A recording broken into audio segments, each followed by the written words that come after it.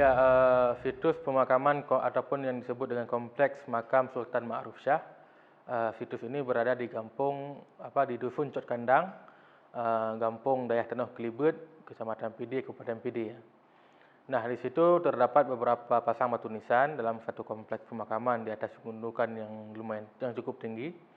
Akan tetapi dari semua nisan-nisan yang terdapat dalam kompleks itu, hanya satu nisan yang memberitahukan tentang siapa tokoh yang dimakamkan dan kapan dia wafat.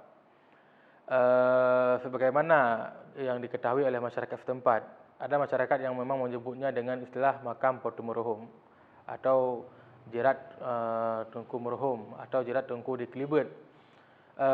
Informasi yang terpahat pada batu nisan, di situ diterangkan bahwa dia adalah seorang tokoh yang digelar dengan Sultan Ma'ruf Shah.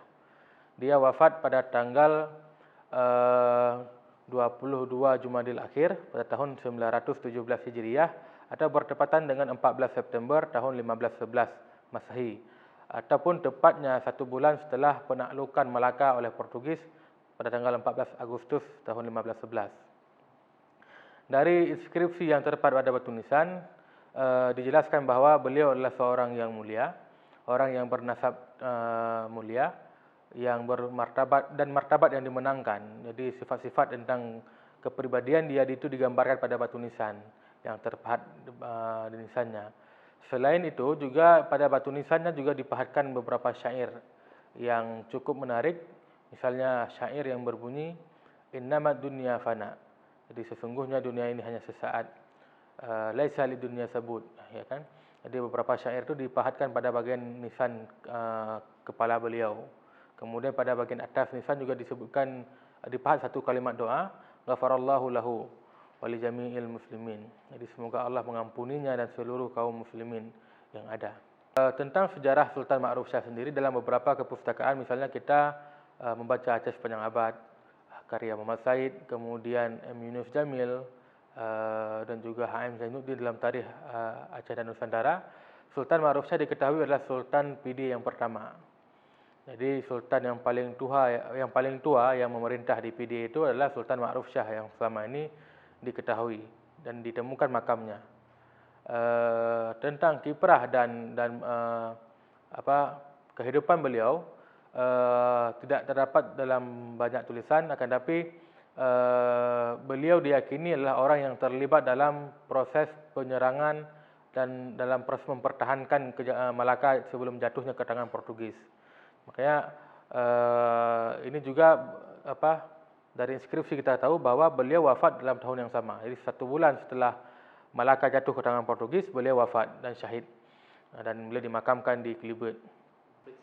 Ya, nisan-nisan yang berada di samping kiri dan kanan beliau tidak satu pun yang terpahat pada batu nisan inskripsi, sehingga kita tidak mengetahui siapa tokoh yang dimakamkan. Dan masyarakat setempat juga secara oral historinya juga tidak mengetahui siapa tokoh-tokoh yang dimakamkan di samping Sultan Ma'ruf Shah. Akan tetapi secara tipologi kita melihat bahwa umumnya tipologi nisan dalam kompleks itulah tipologi pasai dan menggunakan bahan baku nisan pasai. Akan tetapi juga ada beberapa nisan yang menggunakan bahan baku sandstone. Jadi masa transisi antara Samurai Pasai ke Aceh Darussalam. Ya, jika kita melihat tentang keletakan ataupun landscape kawasan tersebut, memang di sekitar itu juga ditemukan banyak sekali kompleks pemakaman yang mungkin hari ini sudah hilang. Misalnya tidak jauh dari keletakan Cot Kandang di Kampung Dayah Tenoh Kelibet ada yang namanya Cot Gunduk. Di situ pada sebelum tahun 2008 itu masih ada beberapa puluhan kompleks pemakaman dari era Kesultanan Aceh Darussalam, khususnya dari awal abad ke-16. Akan tetapi kemudian karena pembangunan dan lahan-lahan tersebut dijual, sehingga makam-makam tersebut dibongkar dan nisannya sudah hilang. Jadi kita jika melihat ke kawasan itu, memang kawasan yang sentral, kawasan yang memang di sekitarnya itu ditemukan banyak sekali kompleks pemakaman. Dan mungkin deltanya ataupun pusat pemerintahan Pidi dulu berada di kawasan itu. Dan hari ini juga kita bisa melihat tidak jauh dari Dusun Cot Kandang di mana Sultan Ma'ruf Shah dimakamkan, itu ada kampung namanya Kampung Kedapang Sangga ataupun Kemukiman Sangga, di mana di situ juga ditemukan seorang putri sultan Putra Baleh, dan juga dimakamkan beberapa ulama-ulama termasuk dari ulama Madinah yang ada di situ. Jadi kawasan itu, dalam satu kecamatan itu ditemukan banyak sekali kompleks pemakaman. Dari dulu memang kawasan itu selalu dijaga dan dipelihara, tidak ada kegiatan yang memang berdampak kepada perusakan, karena memang masyarakat di situ merasa memiliki tentang keberadaan pemakaman ataupun kompleks makam Sultan Ma'ruf Shah sendiri. Bahkan muncul beberapa mitos yang ada di situ, seperti di kawasan itu, di kompleks pemakaman tersebut dulunya itu memang setiap ada penyelenggaraan kanduri ataupun upacara adat, selalu datang ke tempat itu, dilakukan tepung tawar atau sejuk dalam bahasa Aceh, kemudian keluar piring-piring dan segala macam lah di situ. Itu mitos-mitos yang beredar di masyarakat setempat yang diyakini bahwa tentang keramah yang ada di pemakaman itu. Jadi tidak ada satupun kerusakan ataupun tindakan-tindakan masyarakat yang mengganggu situ-situ. Jadi masyarakat sangat merasa memiliki.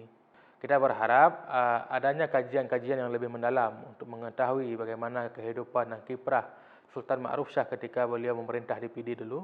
Karena hari ini hanya satu-satunya nisan yang paling tua untuk yang menggunakan nama Sultan di PD yang ditemukan. Jadi kita berharap ada peneliti-peneliti yang melakukan kajian-kajian yang lebih mendalam untuk mengetahui dan menguak informasi tentang beliau.